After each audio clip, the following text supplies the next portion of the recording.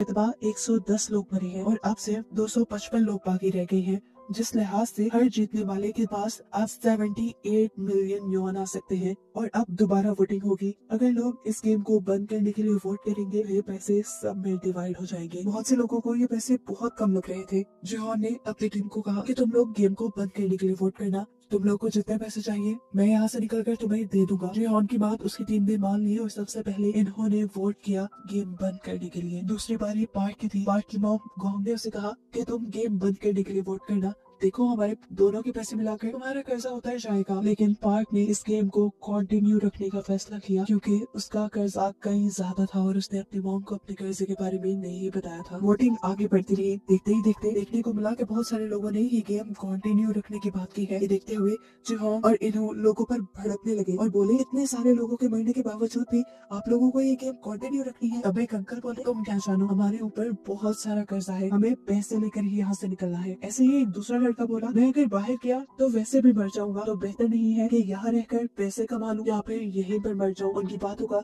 जिहोन के पास कोई जवाब नहीं था। वोटिंग खत्म हो गई। आखिरी वोट जिहोन को ही देना था। उसने गेम बंद करने के लिए तो वोट दिया, लेकिन उसके वोट का कोई फायदा नहीं था क्योंकि ज्यादा लोग इस गेम को कंटिन्यू रखना चाहते थे। वोटिंग खत्म होने के बाद पार्क ने देखा कि गोंग ने उसकी मॉम से नाराज है। उसने जाके अपनी मॉम को मनाना शुरू किया और बताया, मेरे ऊपर बहुत ज्यादा कर्ज है और जिन लोगों से मैंने वो कर्ज लिया है वो इतने खतरनाक है कि अगर मैंने उनके पैसे वापस ना किए तो वो मेरे सारे ऑर्गन्स निकाल कर बेच देंगे। उसकी ये बात सुनकर गोंग ने उसे माफ कर दिया और यहाँ पार्क ने भी उसे प्रॉमिस किया कि अगले मरतबा मैं गेम को बंद करने के लिए वोट करूंगा। यहाँ हमने जिहोन के दोस्त जैंग को देखा। उसने भी इस गेम को कंटिन्यू रखने के लिए वोट किया था और उसकी इस हरकत से जिहोन बिल्कुल टूट चुका था। जिहोन ने अपनी टीम को वादा भी किया था कि वो उन्हें सारे पैसे दे देगा। तब जैंग ने उससे माफी मांगी और बोला, मैंने एक आदमी के बहुत सारे पैसे लुटाने हैं, मुझे यहाँ से पैसे लेकर ही जाना था, लेकिन मैं वादा करता हूँ कि अगले गेम के बाद मैं भी इस गेम को बंद करने के लिए वोट करूंगा। जिहोन दुखी बैठा था और उसने सबसे कहा कि अगले गेम पे अब एक दूसरे को भी बांधना पड़ सकता है। ये बात सुनकर सभी दुखी हो गए।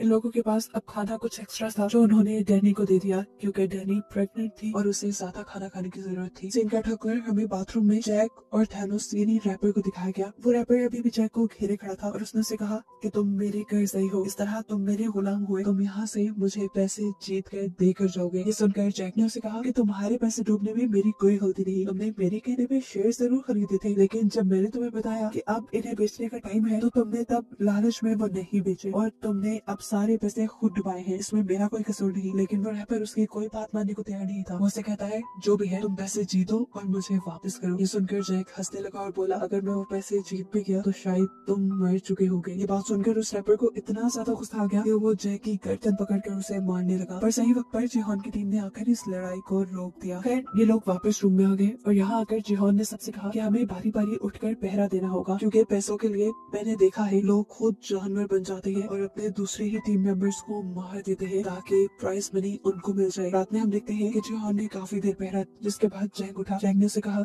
जिहोन तुम सो जाओ, अब मैं पहरा देता हूँ। मुझे आज भी याद है कि तुम आखिरी मरतबा मेरे से पैसे लेने आए थे, लेकिन अगर मेरे पास होते तो जिहोन मैं सच में तुम्हें दे देता। जिहोन ने यहाँ उसे कुछ नहीं कहा और यहाँ उनकी बातों से हमें पता चला कि उनकी दोस्ती बहुत गहरी, बहुत पुरानी है। वो बचपन से स्कूल टाइम यहाँ तक के जॉब भी उन्होंने एक साथ की थी और इस चीज का अंदाजा इन्हों को भी उनकी बातों से हो गया था। सारी बातें छोड़कर अब जैंग जिहोन से पूछता है, तुम्हारे पास इतने पैसे थे तो तुम वापस गेम में क्यों आए? जिहोन ने इस बात का जवाब नहीं दिया बल्कि एक नया सवाल जैंग से पूछा कि अगर मैं यहाँ गेम में मर जाऊँ तो तुम मेरे हिस्से के पैसों का क्या करोगे? ये सुनकर वो उदास हो गया और उसने बोला, ऐसी बातें नहीं करो, हम एक साथ जीत के बाहर जाएंगे। तब जिहोन ने जवाब दिया, हाँ मैं भी यही चाहता हूँ कि हम साथ जिंदा बाहर जाएं, लेकिन अब मैं हार रहा हूँ, ये लोग मेरी बात नहीं समझ पा रहे। खैर सीन कट होकर फाइनली अब हम जिन्हों को देखते हैं जो दोबारा जिहोन को ढूंढने के लिए सफर शुरू कर चुका है और यहाँ नया दिन भी चढ़ गया है। सभी लोगों को दोबारा गेम के लिए तैयार होने को कहा गया, साथ ही साथ सभी गार्ड्स भी तैयार हो गए। सभी प्लेयर्स को एक बड़े से हॉल में लेकर जाया गया जहाँ पर एक स्टेज घूम रहा था। सभी को उस पर खड़ा होना था।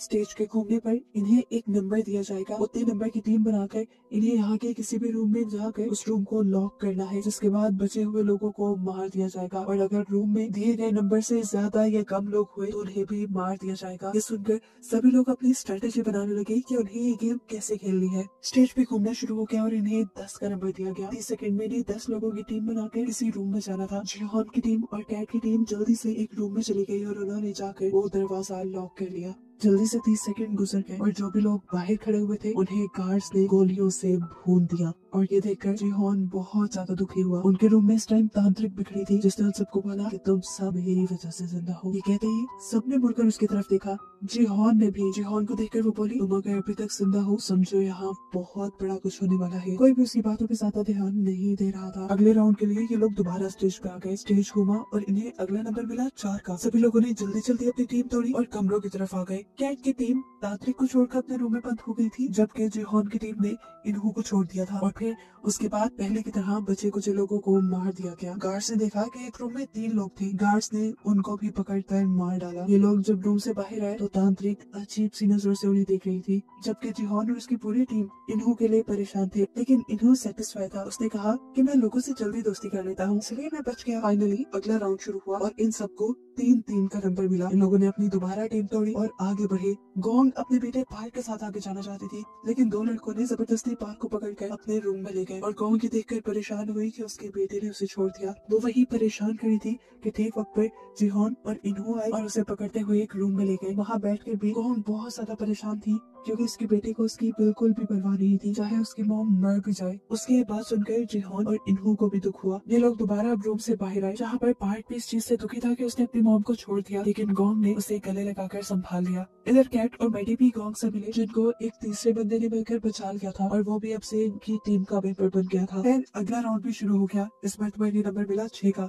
ये लोग अब दोबारा टीम बनाने लगे। मैडी और कैट की टीम जिहोन की टीम से मैडी को लेकर एक रूम की तरफ बढ़ी, लेकिन गलती से मैडी को धक्का देने पर वो पीछे रह गई। सब लोग परेशान हो गए, लेकिन तभी जल्दी से सामने से जैक आकर इनके रूम में घुसकर इनका रूम लॉक कर लेता है और बाहर मैडी रह जाती है, जिसे गोली लगकर वो इनकी आंखों के सामने मारी गई। कैट उसके मरने से बहुत दुखी थी, क्योंकि गेम में आते ही पहले उसकी दोस्त मैडी बनी थी। वो उसके मरने का गुस्सा जैक के ऊपर निकालने लग जाती है, लेकिन तब जैक उनसे कहता है कि अगर मैं सही वक्त पर आकर तुम्हारा रूम लॉक ना करता तो तुम सब के सब मारे जाते। मेरा एहसान मानो, मैंने तुम्हारी जान बचाई है, क्योंकि मैडी सही वक्त पर अंदर नहीं आ सकती थी। उसकी बात गलत भी नहीं थी, इसलिए सबका गुस्सा ठंडा हो गया। फिर अब अगला राउंड स्टार्ट हो जाता है। इन्हों का ख्याल था कि अब गेम वाले 2-2 का नंबर चुनेंगे, क्योंकि यहाँ पे 50 कमरे हैं और ये लोग 126 लोग रह गए हैं। इन्हों के कहने के मुताबिक बाकी 2 का नंबर मिला। सब 2-2 की टीम बनाकर कमरों की तरफ भागने लगे। इन्हू और जैन जिस कमरे में गए वहाँ पर एक और बंदा आ गया। ये लोग 3 हो गए थे। अगर इन्हें गार्ड्स देख लेते तो मार देते।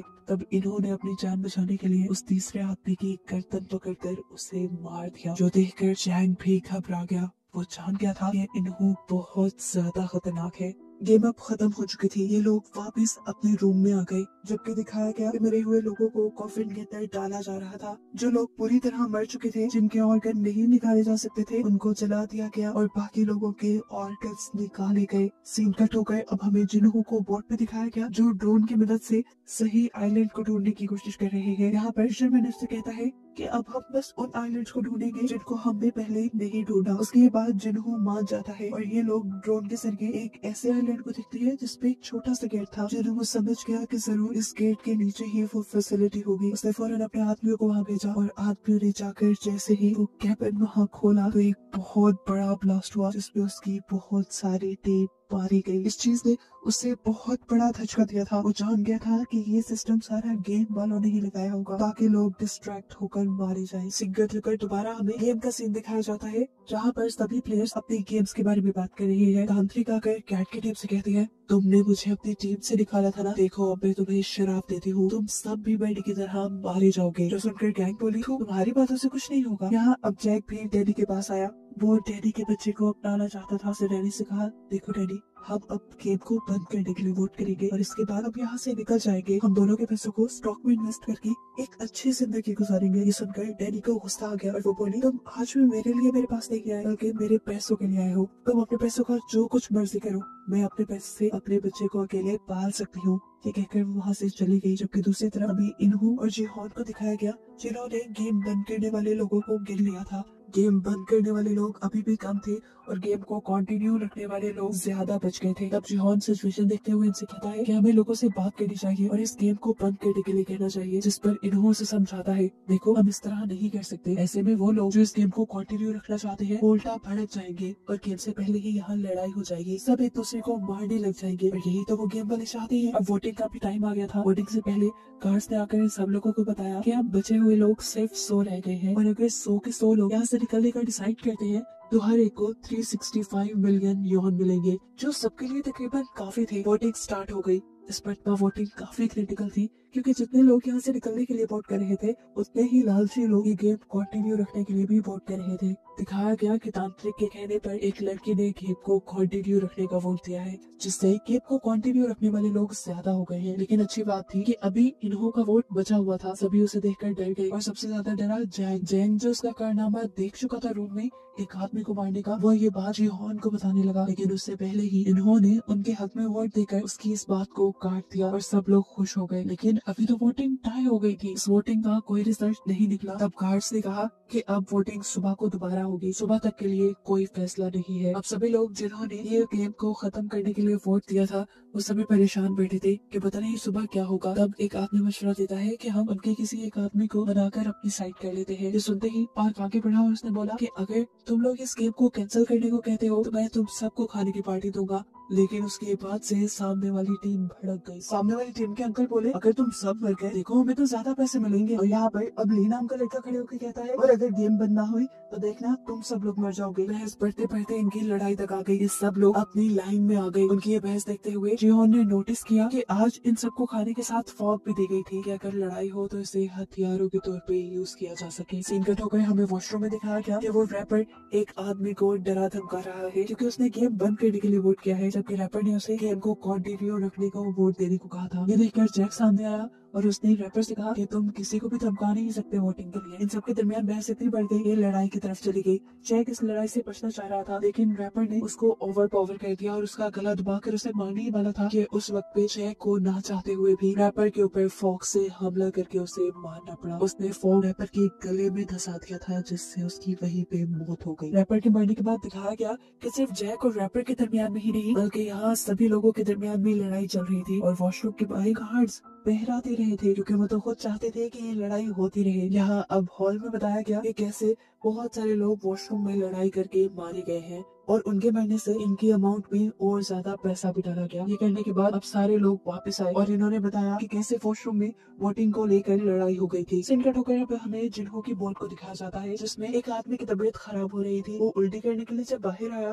तो उसने देखा कि फिशरमैन, जिसे जिन्हों अपना साथी समझ रहा है, वही उसके सिस्टम में गड़बड़ी कर रहा था। और यहाँ हमें रिवील हुआ कि असल में वो भी गेम वालों का ही एक मेंबर है। जब फिशरमैन ने देखा कि जिन्हों के एक गार्ड ने उसे देख लिया है, तो वो उस गार्ड को ही उठाकर पानी में फेंक देता है। इतनी ही देर में जिन्हों भी शोर सुनकर बाहर आया, तो ये फिशरमैन बहाना बनाने लगा, असल में यहाँ की सब चीजें खुली थी, मैं तो उसे देखने के लिए यहाँ आया हूँ। यहाँ एक फ्लैशबैक से हमें ये भी पता चला कि फ्रंटमैन यानी इन्होंने ही इस आदमी को यहाँ भेजा था, उसके भाई यानी जिन्हों को उससे दूर रखने के लिए, और साथ ही साथ जिन्हों का ख्याल भी रखने के लिए। यहाँ अब गेम में दिखाया जाता है कि ये लोग अपने अपने लोगों को गिन रहे हैं कि नए लोगों के मरने से वोटिंग पर कितना असर पड़ा है। गिनने पे पता चला कि गेम को कंटिन्यू रखने वाले 2 लोग मरे थे, जबकि जिहोन की टीम का एक बंदा मरा था। अगर सुबह वोटिंग होती तो ये लोग जीत जाते, लेकिन जिहोन जानता था कि वोटिंग अब ऐसे नहीं होगी। रात में ये लोग जरूर किसी ना किसी को मार डालेंगे। सीन कट होकर दूसरी तरफ हमें गार्ड्स को दिखाया गया, जो इस टाइम अपने इलीगल बिजनेस में बिजी हैं। वो पानी के रास्ते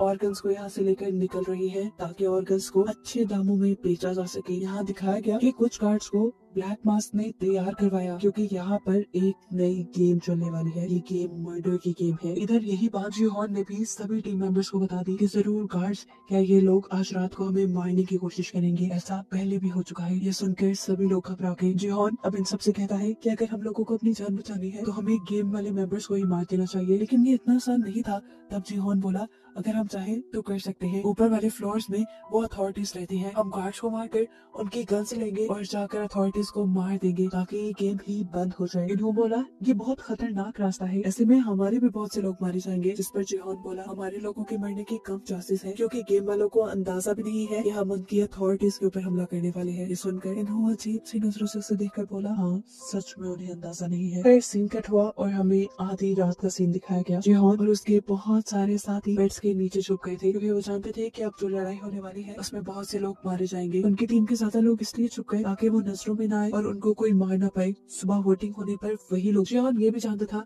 कि गार्ड्स ज्यादा लोगों को मारना नहीं चाहते, क्योंकि अगर ज्यादा लोग मर गए तो उनकी गेम में मजा ही नहीं रहेगा। इसलिए जब गेम को कंटिन्यू रखने वाली टीम ने जिहोन की टीम पर हमला किया और कुछ ही लोगों को मारा तो फौरन ही गार्ड्स भी आ गए इस लड़ाई को रोकने के लिए। गार्ड्स अब यहाँ गिरे हुए लोगों को चेक करने लगे कि क्या वो मर गए हैं। इन्हीं लोगों में जिंदा जिहोन की टीम भी छुपी हुई थी, जो एकदम से गार्ड्स को पकड़कर उनकी गन्स छीनने में कामयाब हो जाते हैं। असल में ये उनका प्लान था कि लड़ाई होने के बाद वो इस तरह मरने का ड्रामा करेंगे और गार्ड्स जब उनके करीब आएंगे तो वो गन्स छीन लेंगे और इन्हीं गन्स से जाकर वो अथॉरिटीज पर हमला करेंगे। ये देखते हुए और भी गार्ड्स यहाँ आ गए अपने गार्ड्स को रेस्क्यू करने के लिए और लोगों को कंट्रोल में करने के लिए। जिहोन की जान बचाने के लिए इन्होंने ही अपने ही गार्ड्स की गन लेकर अपने ही गार्ड्स को मारना शुरू कर दिया, क्योंकि वो किसी को भी शक में नहीं डालना चाहता कि वो खुद अथॉरिटी है। ये चीज देखते हुए अब नए फ्रंटमैन ने सभी गार्ड्स को अपने कमरे में वापस बुला लिया। सभी यहाँ से बाहर निकलने लगे, लेकिन एक गार्ड के बाहर जाने से पहले ही वो दरवाजा बंद हो गया और गार्ड ने अपने आप को सरेंडर भी कर दिया इनके सामने। लेकिन तब जिहोन ने उस गार्ड को नहीं मारा। अब जिहोन का एक आदमी दूसरी टीम के लोगों को मारना चाहता था जिन्होंने उनकी टीम पर हमला किया था, लेकिन यहाँ जिहोन उसे रोक देता है और कहता है हम उन्हें नहीं मारेंगे। लेकिन वो आदमी बाजिद था कि हमें उन्हें मार देना चाहिए, वो पैसों के पीछे भागने वाले दरिंदे हैं। तब जिहोन बोला, देखो अगर हमने उन्हें मार दिया तो हम में और उनमें कोई फर्क नहीं रहेगा। वैसे भी हमने ये हथियार इन लोगों को मारने के लिए नहीं लिए, हमने ये हथियार लिए हैं उन लोगों को मारने के लिए जिन्होंने ये घिनौनी गेम बनाई है और जो इसे चला रहे हैं। फिर अब जंग का टाइम शुरू हो चुका था, इन्हें आगे बढ़ना था। जैंग ने इन सबको समझाया, देखो हमें अभी लड़ना पड़ेगा, क्या पता इसके बाद हमें मौका मिले या ना मिले। बहुत से लोग आगे बढ़े। पार्क भी इस जंग में उनका साथ देना चाहता था, लेकिन गॉन्ग ने उसे रोक लिया। बहुत से लोग अब जंग के लिए आगे बढ़े। इन्होंने गार्ड्स की गन्स ले ली और कैट ने उन सबको गन्स चलाना सिखाई, क्योंकि वो पहले मिलिट्री का मेंबर थी। यहाँ तैयार होने के बाद जिहोन ने उस गार्ड का मास्क उतारा और देखा कि वो तो एक छोटा सा बच्चा था। ये देखने के बाद अब उसने कहा कि चलो हमें अपने बॉस के पास लेकर चलो। ये गार्ड अब उनको रास्ता बताने लगा। जैसे ही ये लोग बाहर निकले तो बहुत सारे गार्ड्स ने इन्हें देखकर इनके ऊपर हमला शुरू कर दिया और इन्होंने भी जवाब में फायरिंग की और यहाँ पर जंग का एक बहुत ही जबरदस्त माहौल बन गया। बहुत सारे गार्ड्स जैसे इनकी गोलियों से मर रहे थे तो ये भी गार्ड्स की गोलियों से बच रहे थे। यहाँ पर कैट ने एक जबरदस्त काम किया, यहाँ के सारे सीसीटीवी कैमरास को गोलियां मार के तोड़ दिया, जिससे कोई उनके ऊपर नजर न रख पाए।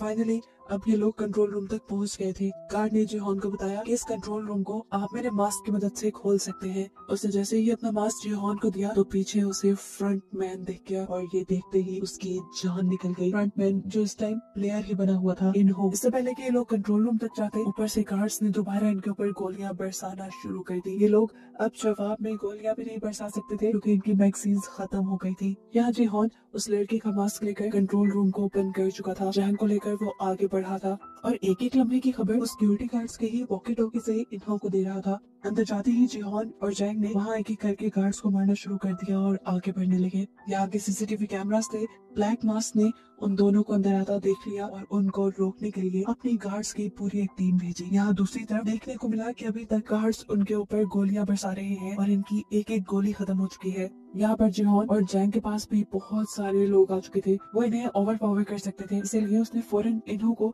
अंदर आने को कहा, लेकिन इन्होंने बताया कि मेरे पास गोलियां नहीं है। उसने कहा जाओ पहले कमरे से मैगजीन्स लेकर आओ गार्ड्स के पास जो एक्स्ट्रा होती है। जिहोन के कहने पर अब उसे ये काम करना पड़ा। अब इन्हों के आने में तो देर थी, जिहोन को बचाव के लिए दोबारा गोलियों की जरूरत थी। तब जैंग ने उसे कवर दिया, वो ऊपर से गार्ड्स को मारता रहा और जितने गार्ड्स को इन लोगों ने यहाँ मारा था जिहोन उनके पास जाकर उनके मैगजीन ले आया। यहाँ देखने को मिला कि रे वापस हॉल में आ चुका था। उसने यहाँ पर मौजूद गार्ड्स की मैगजीन इकट्ठी करना शुरू कर दी और पार्क ने भी इस काम में उसकी मदद की। दूसरी तरफ हमें दिखाया गया जब इन्हों को ये फील हुआ कि जिहोन दोबारा कहीं से मैगजीन लेकर उनके गार्ड्स को मारता जा रहा है, तो सिचुएशन खराब देखकर वो जिहोन के पास आया और जिहोन को डिस्ट्रैक्ट करने के लिए वो बोला, मैंने बाहर एक नक्शा देखा था, मुझे लगता है कि कंट्रोल रूम तक जाने का पीछे से भी एक रास्ता है, मैं वहाँ जाकर तुम्हें कवर देता हूँ, तुम वहाँ से कंट्रोल रूम तक जाओ। जिहोन उसकी बात मान गया और उसके बहकावे में आते हुए उसे अपनी आखिरी मैगजीन भी जिहोन ने दे दी। यहाँ दिखाया गया कि नहीं जैसे ही वहाँ से बाहर निकला मैगजीन्स को ऊपर ले जाने के लिए, तो गोलियों की आवाज ने उसे बुरी तरह डरा दिया। वॉकी टॉकी से कैट उसे ऊपर की तरफ बुला रही थी, लेकिन वो वॉकी टॉकी को अब नीचे फेंक देता है क्योंकि ऊपर जाने का उसके अंदर हौसला नहीं है। सुनकर कैट उसे गालियां देती है और खुद मैगजीन्स लेने के लिए नीचे आने का फैसला करती है। अब दोबारा हमें इन्हों को दिखाया गया जो पीछे रास्ते में तो चला गया था, लेकिन अब उसे एक नया कवर लेना था। उसने वॉकी टॉकी से ऐसे एक्टिंग करके जिहोन को मैसेज दिया कि जैसे वो गार्ड के हमले में घायल हो गया हो। उसने यहाँ पर एक जख्मी आदमी की आवाज भी जिहोन को सुनाई, जिससे जिहोन को सच में लगा कि वो बहुत ज्यादा जख्मी है। और फिर इन्होंने उस सामने वाले आदमी को भी गोली मारकर मार दिया। ये सब वॉकी टॉकी से जिहोन सुन रहा था और अब जिहोन को ऐसे लगा जैसे इन्हो मारा गया हो और इस चीज से वो बहुत ज्यादा दुखी हो गया। वो तो इन्हो को अपना दोस्त समझ रहा था, ये नहीं जानता था कि इन्हो ही सबसे बड़ा गद्दार है। अंदर कैट जो अब मैगजीन्स लेकर बाहर की तरफ बढ़ रही थी, उनके रूम में भी बहुत सारे गार्ड्स आ गए। कैट ने पहले इन्हीं को मारने का फैसला किया, लेकिन गैंग ने उसे रोक दिया और कहा कि तुम इन्हें नहीं मारो। पता नहीं क्यों कैट ने उसकी बात मान ली। कैट के सही वक्त पर बाहर ना पहुंचने की वजह से सब लोग अब सरेंडर करने की पोजीशन पे आ गए, क्योंकि वहाँ गार्ड्स की तादाद ज्यादा हो गई थी और वो लोग लड़ भी नहीं सकते थे। इसी तरह गार्ड्स ने सामने आकर यहाँ एक एक करके सबको मार दिया। सीन कट होकर हमें दिखाया गया कि जिहोन और जैंग ने भी सरेंडर कर दिया था, क्योंकि उनके पास भी गोलियां खत्म हो गई थी। और तब उनके सामने आया फ्रंटमैन, यानी खुद ही इन्हो, जो उससे पूछता है जिहोन तुम्हें तो दोबारा यहाँ आके काफी मजा आया होगा है ना, लेकिन तुमने जो यहाँ किया वो अच्छा नहीं किया और इसकी अब तुम्हें सजा मिलेगी। वो अब उसके ऊपर बंदूक तानता है, लेकिन मार देता है जैंग ने उसके दोस्त को, ताकि उसके दिल में दर्द बढ़ जाए। अपने फ्रेंड को मरता देखकर जिहोन जोर से चिल्लाया और बस यहीं पे ये सीजन खत्म हो गया, बहुत सारी मिस्ट्रीज के साथ। क्या आखिर यहाँ जीता कौन, यहाँ के पैसे किसको मिलेंगे और जिन्हो इन लोगों को ढूंढ भी पाएगा या नहीं, ये सब देखने को मिलेगा हमें नेक्स्ट सीजन में।